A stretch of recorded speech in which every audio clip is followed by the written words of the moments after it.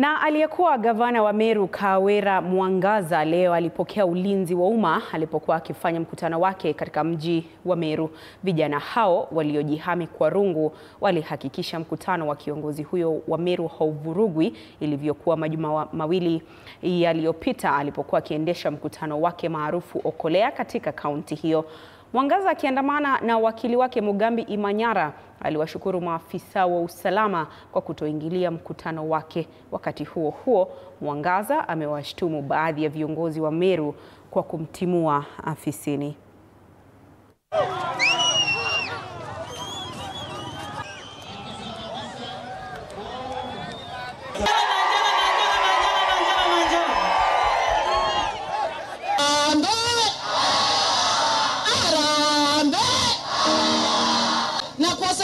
Wanasema mama ana ground, wanasema mama ana wafuasi.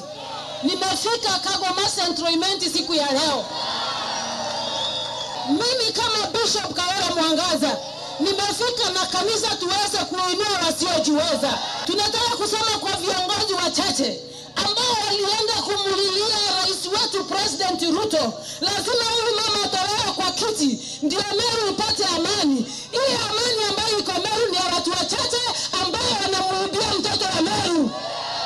Nataka wale ambao wanatoka kitambo cha Miss wafikishe ujumbe kwa president wetu, na wafikishe ujumbe kwa naibu wa president wetu, wafikishe ujumbe kwa CS wetu Murkomen.